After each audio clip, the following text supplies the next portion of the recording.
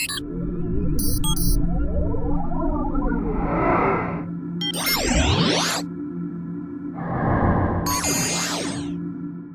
this is Angelis, your business mindset coach and trainer. And today we're going to be talking, in this video we're going to be talking about strategies. And the best way I can show you how you pick the best strategy for your particular needs and for your particular business, career, or lifestyle, I'm going to use a story. I'm going to use a true story. The story is about me. Through this story, I'm hoping it's a great metaphor to guide you in the right direction. I'm picking the right professionals to help you out to get you to the next level of what you call success. So let's start with, went to college, got my degree, did what I was told, got my first job, very happy. Everything was going great. I was making $35,000 a year, and I think it was 50 hours on the average I was working a week. No problem. As time went on, a couple of problems developed. And these are the two problems. I was making only $35,000 a year, and I wasn't really moving much. I mean, the increases, the bonuses, the perks weren't really there. And I was still working 50 hours a week, average. So I decided, well, I don't know everything. I am smart enough to know I'm not smart enough, and I need some advice from other people, other professionals. So back then, they didn't have coaches, but they did have consultants and other professionals. So I sought out a professional who gave me exactly what I needed. In hindsight, it was not what I would choose today. I could have got more informed information from better consultants or better coaches, but back then, for what I needed and where I was, it was perfect information. He told me, in essence, get another job and work harder. That's what I paid him well for. That was his advice in a nutshell. Go get another job or jobs and work harder. So I did that. I went from 2 or 3 jobs, I believe, and I went to them because I'm looking for perks. What would give me more of an advantage, more pros than cons? Okay, my salary went up to about average 51,000, big difference from 35. 65 hours a week was the average. So it increased about 15 hours more than I used to work 50 hours. And remember, nothing's changed with the commute. I was still commuting about an hour both ways. And then this seemed good. As time went on, I started to get tired and said, there's a couple of problems to this, and I need a change. One of the problems was I was punching in and punching out in a couple of the jobs. Now, commuting for an hour and knowing that you have to be there on time is stressful. I'm sure those who work in a corporation or work in a job that they have to punch in and out understand what I'm talking about, especially with that kind of a commute. Another problem, again, was salary. That was how the company was leveraging me to get more work from me for less money. I understand that now. And not to mention the commute, I realized, okay, I would like to increase my income. Again, 51,000 was great when it started, but it's not hacking it anymore. So then I found another professional. I chose to look for another professional, did the same thing. And my life has been increasing, my finances have been increasing because of talking to a professional. Now I've ran into my first coach and I asked, okay, listen, this is what I'd like to do. I'm tired of the punching in and punching out. I'm tired of the salary or fixed wages. I'm tired of the commute. Help me. And that coach told me, why don't you become a solopreneur? Why don't you freelance? Go into your own business. I said, solopreneur? Wow. And I really didn't know how to be a solopreneur. So the coach educated me on the pros and cons. And I said, all right, I'll do it. I have what it takes. So I did it, got out of corporate, and now I'm on my own. I'm my solopreneur.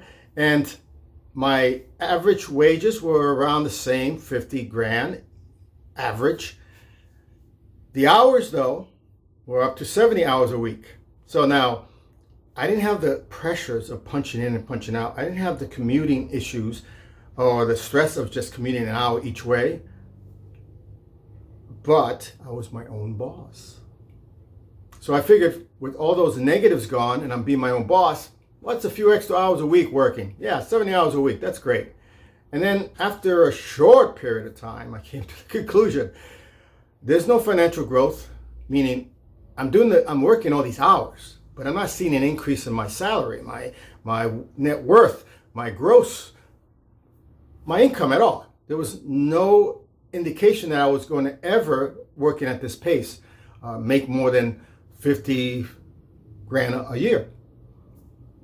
But that was not the main problem. The main problem, I think you would understand, is that I had no life. I had no social life.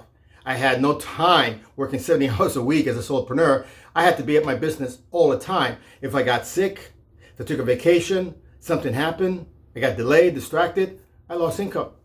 But that year sucked.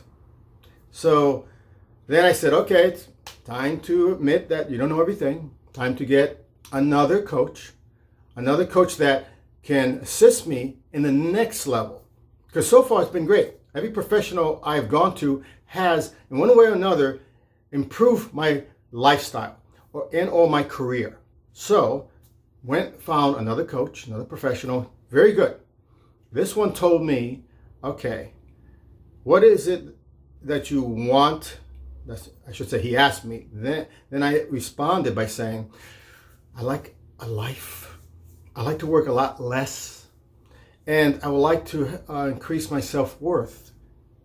And I use those words specifically, because some people think that making a lot of money is successful. It is not.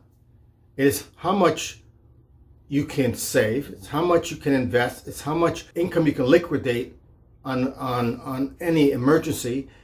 It's how you can produce more finances as you need them. So some people can make 6 grand plus and they're in major debt and their lifestyle sucks. So all I was interested in, increasing my self-worth and whatever that meant, because that was something that I learned from a very smart self-made millionaire. So went through the coaching, and what I got out of it was my average work hour a day to this day is 4 hours. So I don't work more than 4 hours a day. I have a life. I have options. I have a social life. I can do things now. I can travel and my business doesn't suffer. I can take off for a little while or a large while and I still produce. So, and my net worth has increased because now I am no longer a solopreneur. I'm an entrepreneur/investor. And for those of you who don't know the difference, a solopreneur only works for themselves. It's like a handyman. They only accountable to themselves and they communicate to themselves. They have to do their own marketing, their own branding. They have to sell. They have to pick up. They have to take care of the customers. All that stuff. They do it by themselves. An entrepreneur surrounds him or herself with a dream team. They can be virtual or real. They can have a staff or a crew. And /investor, meaning I am putting money places where it's creating me money. Rather, I do nothing at all. Sleeping in the middle of the night during a snowstorm, I'm asleep. I'm making money because I'm an investor /entrepreneur. So that is what I learned from the last coach that I went through. Now I am practicing what I preach. I am practicing what I've learned from these professionals over the last 20 years. So I recommend to you, the moral of this story is, 1, find the strategy that works for you. Of course, you saw 4 of my strategies, and they changed and evolved over time according to my needs or my dislikes. But find the strategy that you want. If you want a better lifestyle, and you want less work hours, and you want to have money working for you instead of you working for the money, make sure you write that down. You know exactly what you want for your life. Think it through. Put a data dump down. Put everything on paper. Once you know where you want to be, what you want to do, who you want to serve, once you know that, then you go out and find some professional /coach that specializes in supporting and guiding you in that arena. Not every coach is for everybody. I have clients that will testify that I'm the best thing next to sliced bread that they found in their life. Others, I have to say, no, I can't, I wouldn't be a good coach for you. I'll refer you to someone else, or they don't find me adequate for their needs. Not all coaches are alike, but what you need to do is go find one. There is one coach for you out there. This is the ideal coach for you out there. So go find that professional, give that professional your list of requirements for what you wish to improve on, both your lifestyle and business, and you will get to that level in a very quick time. Instead of taking the long route that I did 20 years, you can do this within a year. If you're not sure about your strategies, or you're not sure where you want to be, who you are, who do you exactly serve, then you can contact me through, on the field below, and I will get back to you and answer your question. I'll give you some tips, and that way you can kind of educate yourself on figuring out where you can answer these questions before you approach a professional. I do recommend you answer those questions before you do seek out a professional, because if you don't know what you are looking for, the coach cannot help you find that. They can only help you like a basketball or football player. Their job is to take raw talent, you, the entrepreneur, solopreneur, whatever, or you work in a corporation. They take the raw talent and then guide them in the direction they need to be great talent. So with that, I hope this has helped some people out there. This is Angelus, your mindset business coach and trainer. Have a great day.